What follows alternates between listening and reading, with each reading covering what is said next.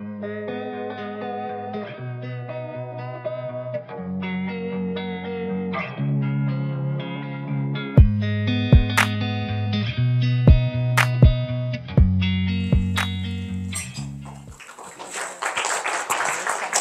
terima kasih kepada Ibu MC yang sudah membuka dan mengantarkan pada kegiatan seminar pada siang hari ini. Ya, apa kabar adik-adik semua? Baik. Wih, kurang keras ini. Apa kabar semuanya? Baik. Luar biasa. Tepuk tangan untuk Anda semua. Assalamualaikum warahmatullahi wabarakatuh. Salam sejahtera buat kita semua, namo buddhaya, shalom, salam kebajikan, om swastiastu. Selamat datang di Bali, yang katanya adalah the island of gods, ya, jadi pulau dewata, yang dimana Anda mungkin tidak melihat dewa-dewi ya di jalan tadi ya.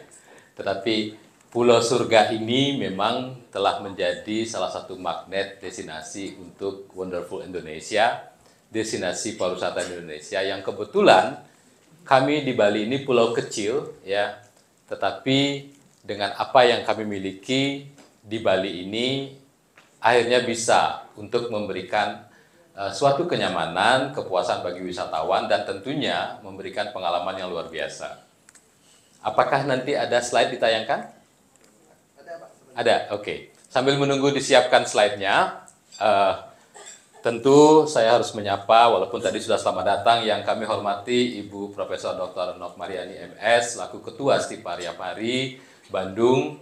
Selamat datang Bu di Bali, beserta seluruh sivitas akademika dari STI Pari Bandung, panitia, ketua, sekretaris, dan juga seluruh jajaran yang sudah mengorganising kegiatan ini. Dan untuk informasi untuk adik-adik mahasiswa, saya kebetulan ini sudah kali ketiga diundang untuk kegiatan serupa setiap tahunnya. Cuman yang pertama kebetulan saya beralangan, waktu itu dihadiri oleh Ketua DPD Ahli Bali. Nama saya Ketut Swabawa. Kalau di Bali itu nama Ketut itu artinya anak keempat. Ya, kalau anak pertama itu Putu, Gede, Wayan gitu ya. Kemudian anak kedua itu Made, Kadek, Nengah. Kemudian nomor 3 itu Komang atau Nyoman. Berikut nama berikutnya. Yang terakhir itu saya anak bontot, anak keempat Ketut. Anak kelima kembali lagi ke Wayan dan seterusnya itu. Ya, jadi saya mendapat tugas selaku Ketua Umum Dewan Pimpinan Pusat Association of Hospitality Leaders Indonesia, yang dimana kalau di Bandung itu dulu kemarin ketuanya adalah yang sedang jalan-jalan keliling itu, yang nyorot Anda itu, Bapak Dr. Emron. Tepuk tangan untuk Pak Emron. Kemudian para dosen di STI Pari ini adalah keluarga besar kami di Ahli juga, cukup banyak ya. Ada Pak Apai, Pak Adrian, Bu Titing, Pak Koirul, Pak Taufik ya, dan yang lainnya lagi tentunya. Dan cukup sering juga datang ke Bali untuk kegiatan-kegiatan field study ini. Jadi yang ditugaskan kepada saya pada siang hari ini di ruangan yang luar biasa ini, ya, saya juga cukup lama, hampir 5 tahun nggak masuk ruangan ini yang sebagai orang Bali. Dan kalau Anda ketemu orang di pinggir jalan sana, termasuk mahasiswa, tanya, pernah masuk nggak di ruang VVIP ballroom-nya Ayana? Belum tentu loh, ya. Karena memang tempat ini sangat istimewa dan kegiatannya pun lah kegiatan-kegiatan yang sifatnya eksklusif banget. Yang ditugaskan kepada saya adalah cukup berat sebenarnya topiknya ini, Prof. Yaitu sikap Bali terhadap over-tourism dan pengaruhnya atau dampaknya pada community based tourism. Beratnya adalah terminologi tentang over-tourism itu sendiri, ya, karena ini masih debatable. Bagusnya adalah adik-adik para mahasiswa, our next tourism leaders, ya, para pemimpin di industri pariwisata ini lebih awal dibekali oleh kampus apa itu over-tourism, bagaimana prakteknya di Bali. Dan kebetulan Bali ini kecil ya, jadi kalau macet itu memang sebetulnya tidak harapan kita semua, tetapi macet itu kok akhirnya berkah ya, karena itu simbol orang banyak datang ke Bali dan ekonomi bisa bergerak oleh karenanya. Mulai dari penerbangan, kemudian transportasi, kemudian juga akomodasi, makmin, makanan dan minuman, termasuk penyerapan SDM, sumber daya manusia.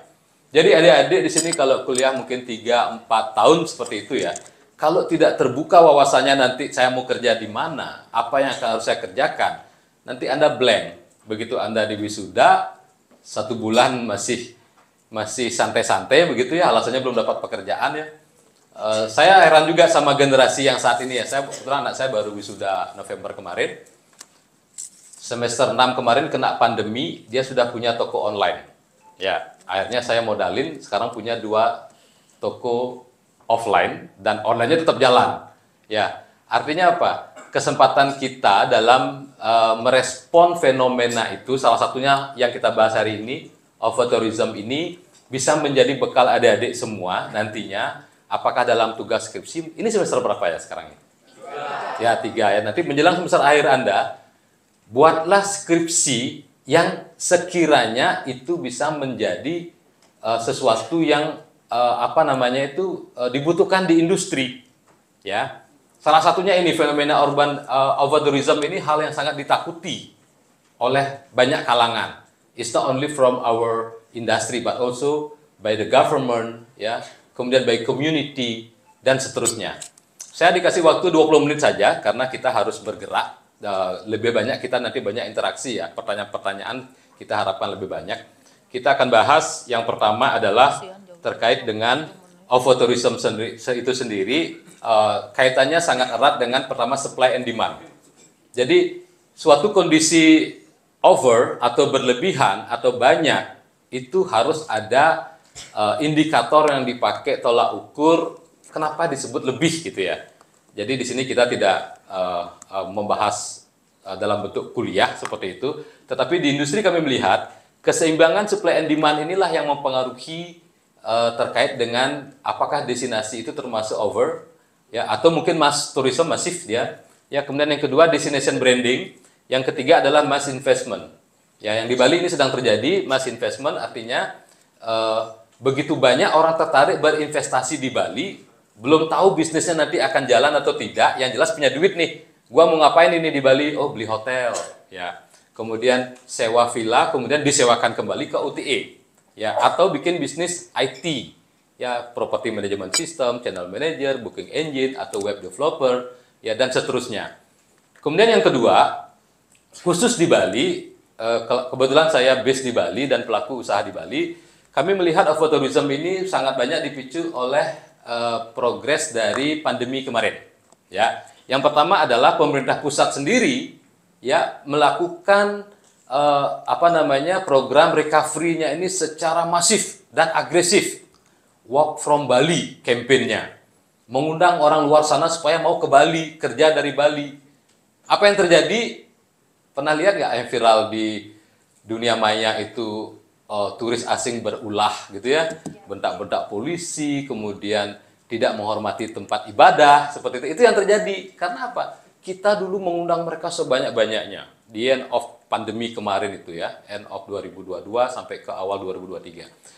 Yang kedua, banyak sekali sekarang pelaku usaha di Bali ini yang basicnya bukan pariwisata. Nah, ini adik-adik ini jangan mau dikalahkan. Pengalaman saya, ini kebetulan ada orang hotel di sini nih, ya, operatornya orang hotel, waiter-waitress tadi orang hotel. Saya merekrut e-commerce manager untuk 1 unit hotel, susahnya minta ampun. Cari orang yang ahli di marketing, even dia director of sales awalnya, dia gaptek, nggak paham teknologi, IT, ya, mainnya di sosial media cuman Facebook, nggak main Instagram, nggak main TikTok, itu misalnya. Yang kedua, cari orang IT secanggih-canggihnya, hebat banget IT, nggak paham marketing, nggak paham hospitality. Jadi jualannya, mohon maaf sebut merek, Shopee, Lazada. Harusnya produk hotel itu tidak jual di sana. Jualannya harusnya di Airbnb, Traveloka, Expedia, Booking.com, Agoda, Pergi-pergi.com, Tiket.com, dan seterusnya. Ya. Nah, yang ketiga, people behavior change. Sekarang, saya masih ingat betul, kenapa daerah Labuan Bajo bisa melejit luar biasa, Raja Ampat, ya. Kemudian kalau kami di Bali, Nusa Penida, itu mirip dengan Gili di Nusa Tenggara Barat, ya. Kenapa bisa melejit? 1 dekade terakhir, 10 tahun yang lalu, My Trip, My Adventure, siaran TV berbasis teknologi, itulah yang memperkenalkan dunia-dunia yang sangat terpencil itu ke seluruh pelosok negeri. Akhirnya kita cari tiket menuju ke tempat itu dengan susah-susahnya. Akhirnya kita bisa menemukan, kita foto selfie, kita posting, jadi viral, kita jadi terkenal. Nah itu, jadi orang akhirnya dulu itu nabung untuk berlibur, contoh di Bali itu high season itu Juli, Agustus, ya. Kemudian peak season is starting from December 21st to January 5th. Jadi liburan akhir tahun itu adalah peak season kami. Apa yang terjadi? Oktober, November tetap ramai. Karena orang cerdas. Di low season lah bepergian supaya harga tiket murah. Harga kamar juga terjangkau. Ya. Jadi yang harga kamar 2 juta kalau di low season itu bisa dapat 1,2, 1,3. Tapi kalau di peak season, we apply high season surcharge. 20 to 25 US dollars per room per night. Itu yang kami apply. Jadi hindari bepergian di liburan puncak, ya, di puncak liburan, di high season maupun di peak seasons, ya. Di low season yang tempat media kita untuk berlibur sehingga jalannya tidak begitu macet, tempat wisata juga lebih nyaman. Nah, apa yang fenomena overtourism tadi, ini yang saya tidak temukan dengan daerah lainnya di Indonesia, ya. Karena apa? Bali is about culture and nature.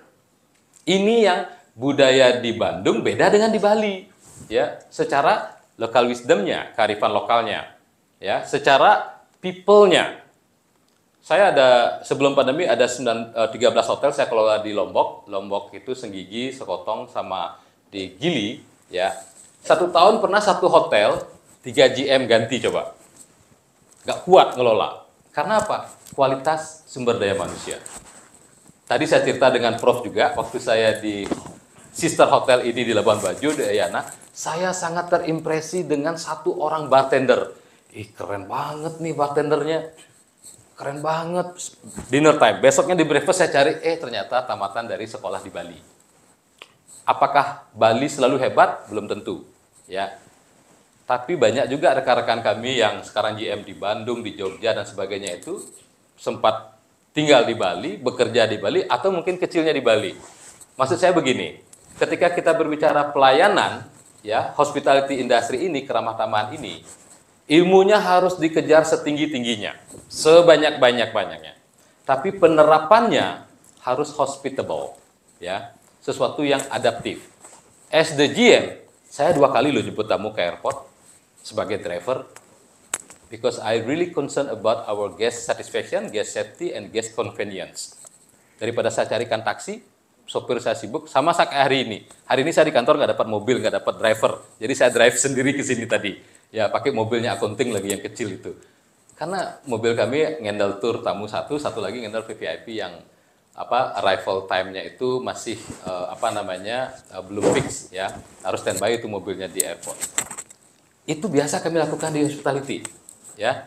Jadi sekarang Anda kuliah dengan seragam yang sama, tujuannya adalah lepaskan itu background kita di rumah itu, ya. Status sosial itu lepasin. Anda diberikan seragam yang sama, materi yang sama oleh dosen yang sama, nanti akan muncul 1, 2 mungkin yang benar-benar bisa menyerap apa itu ilmu yang harus Anda terapkan dalam industri nantinya.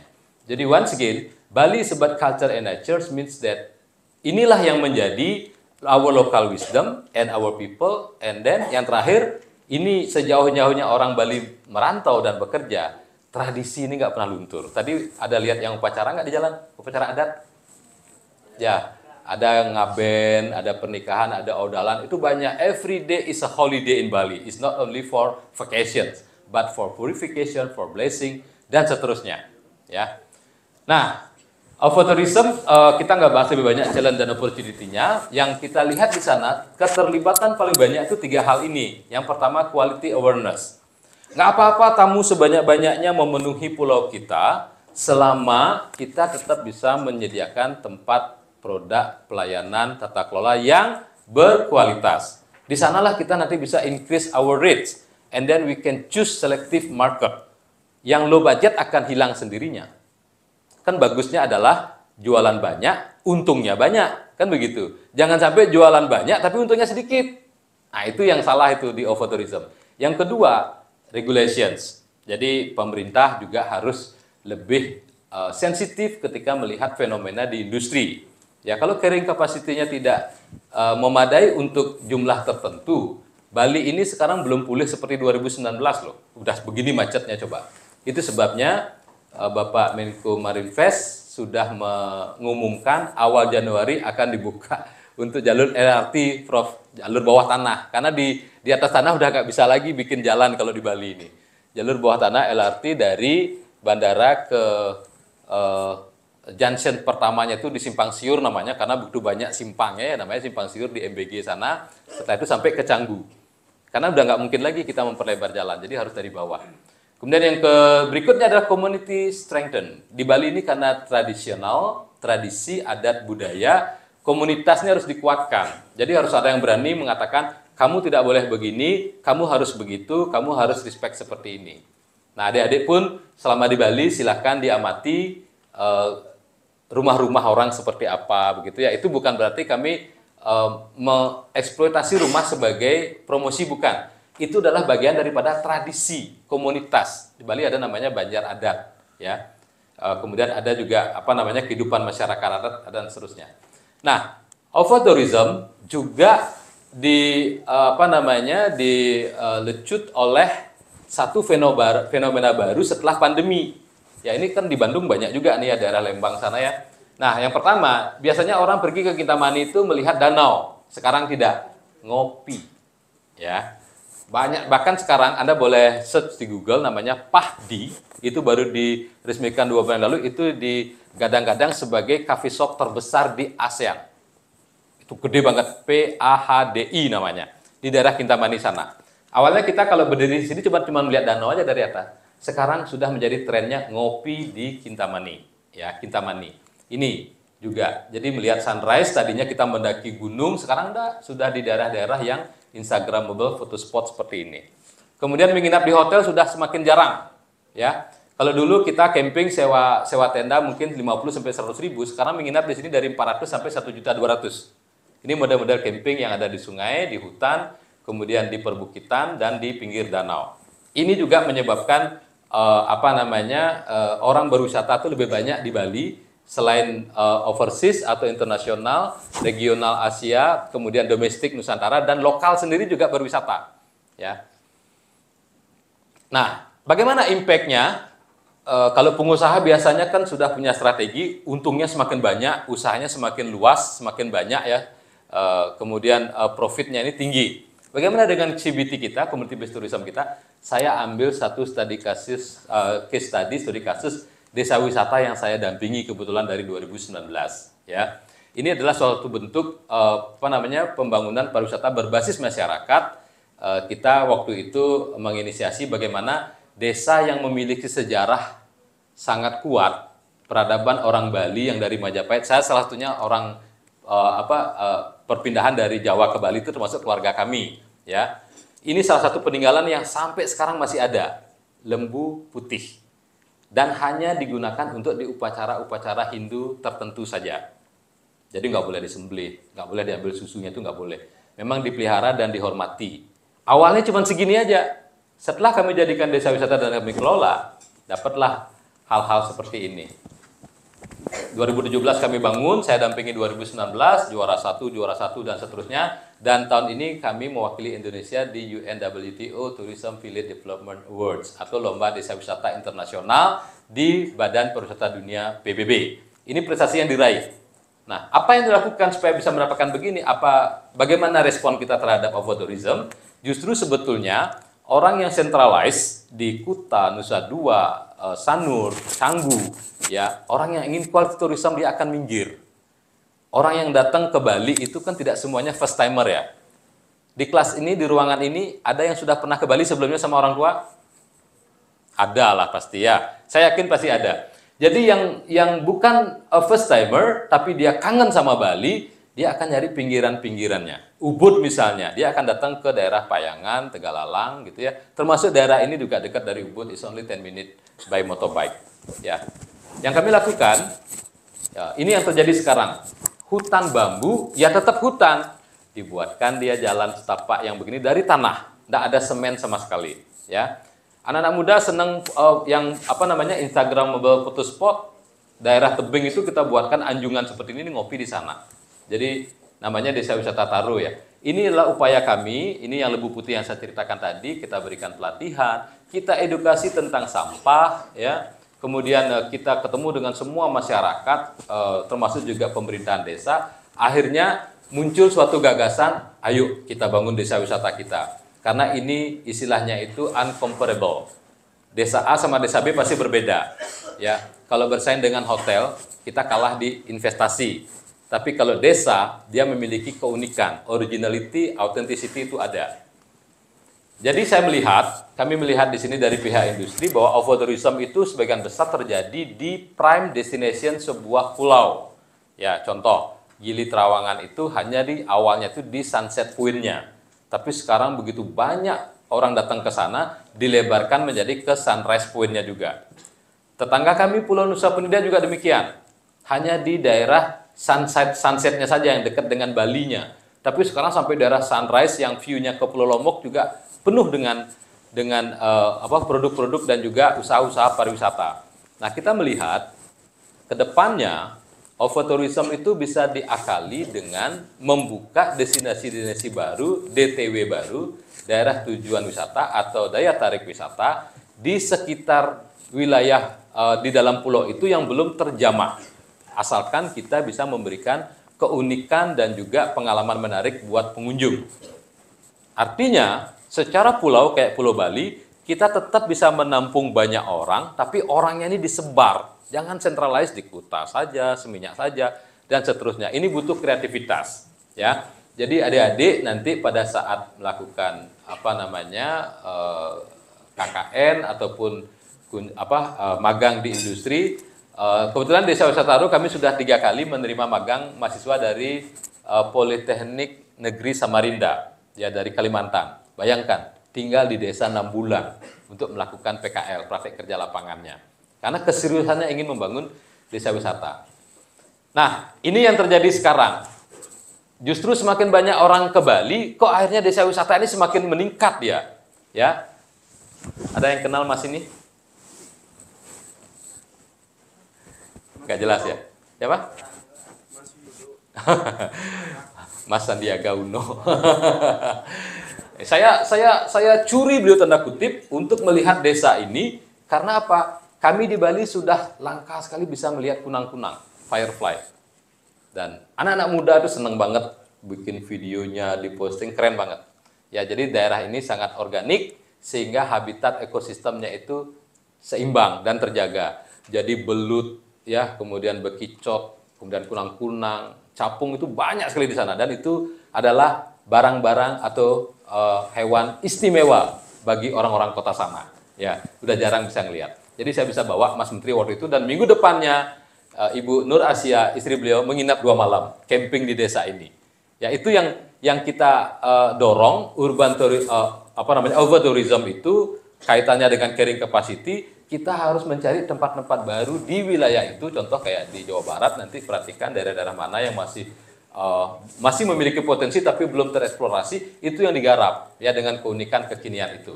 Nah, ini adalah produk UMKM, jadi masyarakat juga mendapatkan dampaknya dan ini beberapa capaian kami termasuk yang terbaru saat ini adalah sebagai Duta Indonesia dalam UNWTO. Demikian materi yang dapat saya sampaikan, cukup singkat. Harapannya kita bisa berinteraksi, tanya jawab ya. Sebisa mungkin saya akan menanggapi pertanyaan dari adik-adik semuanya semampu saya. Kalaupun saya tidak bisa, saya nanti tanya sama Dr. Emron dan juga sama Prof. Eno Mariani untuk pertanyaannya. Demikian ya, saya kembalikan kepada MC. Wassalamualaikum warahmatullahi wabarakatuh. Terima kasih Bapak Profesor Bawan. Mungkin kami batasi. Warahmatullahi wabarakatuh. Salam. Sebelumnya perkenalkan, nama saya Agil Rismawan. Di sini saya izin bertanya ya Pak, mengenai overtourism ini, kan Bali ini sedang mengalami masanya overtourism. Nah, kalau misalnya ada nggak sih Pak kayak langkah-langkah untuk mengatasi overtourism itu dari sudut pandang masyarakat lokal Bali gitu? Oke, itu aja sih Pak. Terima kasih. Oke, terima kasih. Saya jawab langsung ya. Langsung aja. Baik, seperti yang saya sampaikan tadi di awal, ya, overtourism itu merupakan istilah yang dibuat parsial. Belum ada kajian keilmuan mengatakan Bali ini overtourism loh, datanya begitu. Karena kondisi overtourism itu kan kebanyakan perspektifnya adalah jalan macet dibilang overtourism gitu ya. Jadi dilihat banyak orang. Sebetulnya yang terjadi adalah ini konsentrasi, harusnya dekonsentrasi harusnya dipecah. Tapi nggak apa-apa. Jadi upaya kami adalah tentu yang pertama bagaimana suatu produk pariwisata, apakah hotel, usaha makanan dan minuman, ini bisa menciptakan suatu melalui asosiasi sih biasanya ya, melalui PHRI, melalui IFBEC, melalui ICA, itu mendorong pelaku usaha ini untuk meningkatkan kualitas produk dan layanannya sehingga kita bisa menjual produk itu lebih mahal. Dengan menjual produk lebih mahal, orang yang datang itu lebih selektif, hanya yang mampu beli aja istilahnya. Jadi yang middle low ini akan tersingkir dia. Itu dari segi komunitas. Dari segi pemerintah, kami melihat setelah pandemi ini memang pemerintah lebih mengetatkan terkait dengan peraturan pembangunan, kalau saya contohkan usaha akomodasi. Jadi misalnya sonasi di daerah A hanya boleh untuk bintang 4 dan 5. Jadi bintang 3, 2 dan seterusnya ke bawah itu nggak boleh. Ya, artinya apa? Kami ingin ada produk yang lebih kualitas di destinasi tersebut. Contoh di kawasan ini, di Jimbaran ini.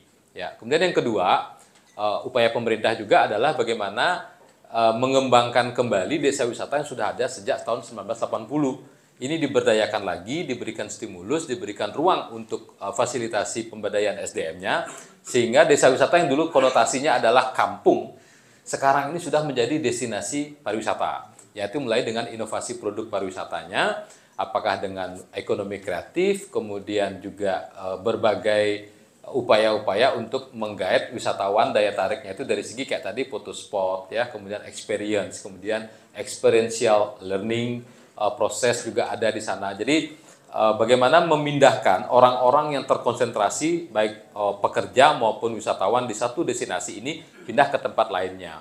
Dan ini kami lihat cukup berhasil, yang dimana saya contohkan kawasan Bali Barat sana, Jembrana, Kabupaten Jembrana itu hanya perlintasan perjalanan lewat laut dari Banyuwangi menuju ke Bali. Selama ini menjadi tempat lintasan. Tapi sekarang dengan pemberdayaan komunitas yang ada, apakah kelompok kesenian, kemudian kelompok sadar wisata melalui desa wisata, jadi orang yang turun di Ngurah Rai Airport pun mereka ada program ke daerah Bali Barat sana, karena di sana berkembang juga Taman Nasional Bali Barat. Jadi terkenal juga dengan konservasi burung jalak putih yang memang sudah sangat langka, kemudian juga aktivitas anak muda yang suka trail ya di dalam hutan itu juga terbuka di sana. Nah, artinya ini memang menjadi pekerjaan kita bersama karena ini hal baru.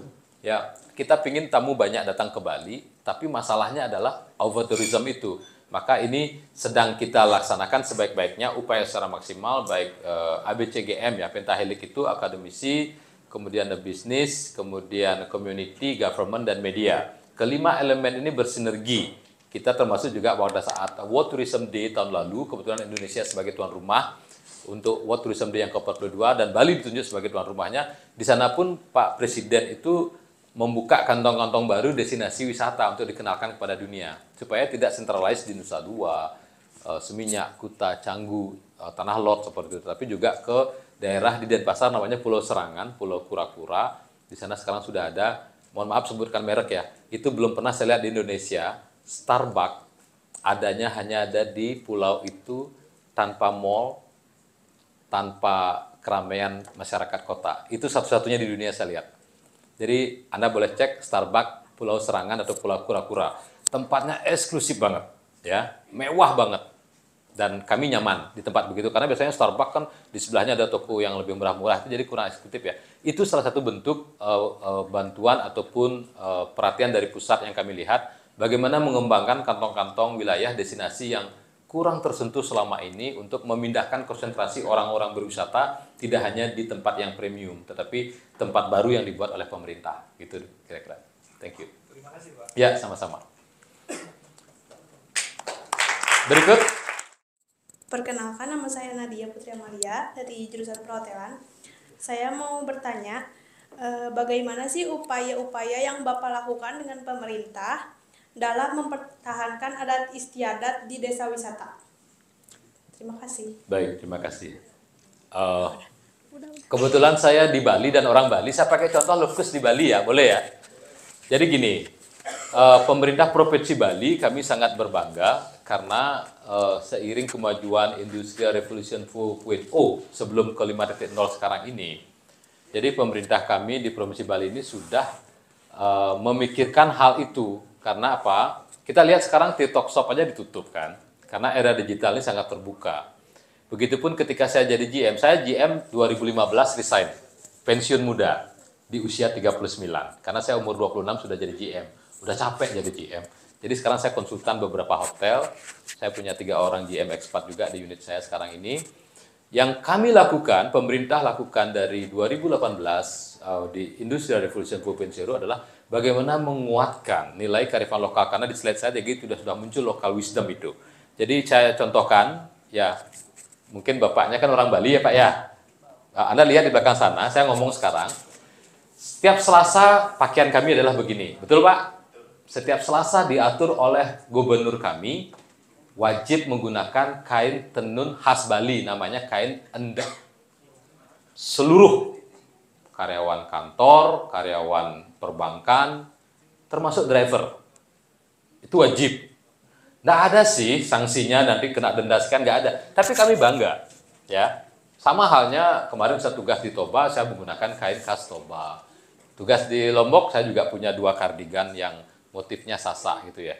Bahwa pemerintah Provinsi Bali menguatkan ini dengan Pergub nomor 78 tahun 2018. Itu yang pertama. Bahwa ini adalah simbol kekinian karena tren berpakaian atau fashion itu simbol kekinian masuk dalam 17 elemen ekonomi kreatif kan di Kementerian Pariwisata Ekonomi Kreatif, salah satunya adalah seni fashion. Jadi ketika orang menggunakan fashion, sesuatu yang fashionable, yang mengandung nilai kearifan lokal, dia nilainya lebih tinggi. Itu yang pertama. Kemudian yang kedua, kaitan dengan overtourism juga, ya, karena kami dulu mengundang orang work from Bali, bebas visa, on arrival dan sebagainya, biar orang datang aja ke Bali, karena kami butuh orang datang. Apa yang terjadi? Kebablasan. Turis-turis itu berulah. Salah satunya misalnya adalah menistakan, ya, mohon maaf, menistakan gunung yang kami sucikan. Jadi mohon maaf ya, berbuat mesum di gunung itu kan tempat-tempat suci bagi kami orang Hindu di Bali. Akhirnya pemerintah mengeluarkan aturan sementara mendaki gunung di stop. Itu. Jadi keseriusan pemerintah provinsi Bali dalam hal ini, dalam hal penguatan lembaga ini diwujudkan dalam konsep pembangunan pemerintah provinsi Bali namanya Nangun Satkerti Loka Bali. Jadi investor dari Amerika, dari luar Bali, ya itu diedukasi tentang bahwa Bali ini tidak ada apa-apanya jika lautnya tidak dihormati, gunungnya tidak dihormati, sawahnya tidak dihormati, danaunya tidak dihormati, hutannya tidak dihormati, manusianya tidak dihormati, alam ini tidak dihormati. Ya, kalau dulu mungkin Anda kenalnya cuma Trihita Karana. Jadi ini tidak agama Hindu, ini adalah budaya Bali. Ya, it is not Hindu-sentris ya, but it's a Balinese culture, our local wisdom, it's called Trihita Karana. Itu sudah menjadi kode etik pariwisata dunia. Saya ingat betul APEC tahun 2013 saya hadir. Bagaimana Pak Menteri waktu itu mendeklarasikan kode etik pariwisata dunia, salah satunya adalah Trihita Karana, yaitu hubungan yang harmonis antara manusia dengan Sang Pencipta, hubungan yang harmonis antara manusia dengan manusia lainnya, dan hubungan yang harmonis antara manusia dengan alam. Kebetulan kami di Bali mayoritas Hindu, yang dimana kami memiliki upacara sesajen untuk tumbuh-tumbuhan kami punya, sesajen untuk persembahan untuk binatang kami punya, persembahan untuk pesawat terbang yang Anda tumpangi ke sini kami punya, ya hari raya ini kami punya. Jadi itulah upaya-upaya, karena kalau dibuat semacam undang-undang peraturan ya yang sifatnya nasional, itu biasanya sangat erat hubungan dengan politik. Tapi kalau dengan adat dan tradisi, tidak ada politik di dalamnya, tetapi itu adalah bagian dari hidup kami. Ya, bagaimana tradisi budaya ini semakin kuat karena memang dijaga oleh orang-orang Bali itu sendiri. Ya, itu sebabnya Selasa kami menggunakan endek seperti ini, ya. Yang perempuan tuh lebih stylish lagi ya, pakai kardigan, pakai terusan segala macam. Jadi biaya hidup di Bali semakin mahal sekarang jujur aja dengan fashion itu. Kemudian yang kedua, setiap hari Kamis dan hari-hari tertentu seperti hari full moon, purnama, kemudian dark moon, tilem, dan juga hari besar Hindu lainnya menggunakan pakaian adat. Ini saya lihat tadi ada yang pakai udeng misalnya ya. Itu kami gunakan setiap hari Kamis dan hari-hari hari raya Hindu. Itu termasuk waiter, waitress, resepsionis, GM, direktur bank itu semua pakai pakaian adat, Pak Gubernur semua pakai pakaian adat. Nah, inilah salah satu bentuk bahwa kami berada di era global. Ya, seluruh dunia orangnya ada di Bali, tetapi orang Balinya semakin kuat. Ya, karena kesadaran dan juga memang ada peraturan tertulis berupa Pergub nomor 78, 79 dan 81 tahun 2018. Nah, satu lagi yang saya mau ceritakan, alam. Ya. Ada yang belum tahu di sini kalau belanja ke Circle K Indomaret Anda nggak akan bakalan dapat tas kresek loh. Bener ya? Iya. Jadi kalau saya dulu di Jakarta ditawarin makan beli apa yang take away, saya bilang keep it. Saya nggak mau pakai tas kresek karena kami sudah didoktrin di Bali ini kemana-mana bawa tas belanja. Saya di mobil saya ada 2 tas belanja, di dompet kecil saya itu ada tas belanja yang kecil gitu ya. Karena itu ada sanksinya 500.000 bagi yang mengedarkan tas kresek itu. Ya kecuali toko kelontong kali ya, karena itu luput dari pengawasan. Ini salah satu bentuk bagaimana kita untuk menjaga kelestarian alam, karena kita pahami plastik, single use plastik itu benar-benar katanya 500 juta tahun baru terdegradasi ya, bisa terurai. Jadi Bali ini kecil, kalau alamnya rusak, kami tidak ada apa-apanya. Ya, kami kalah dengan Surabaya yang gedungnya tinggi-tinggi banget, yang nginep di Singapura saya di lantai 46 pernah begitu, yang ngeri juga. Di Bali kita nggak mungkin punya yang seperti itu. Demikian ya, Dek Nadia, kaitan dengan penguatan tradisi dan budaya Bali di era overtourism maupun globalisasi ini. Thank you. Di sini tadi ada yang mau tanya? Oke. Iya Pak. Oke. Ya. Satu ada yang nitip pertanyaan mungkin biar disuarakan langsung.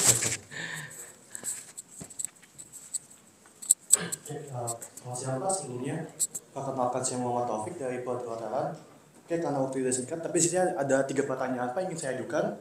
Pertama, strategi digital apa sih yang Bali gunakan semasa COVID dan juga setelah COVID? Strategi digital. Strategi digital itu pertama. Yang kedua, gimana sih cara Bali memanfaatkan era digital serta menanggulangi era digital?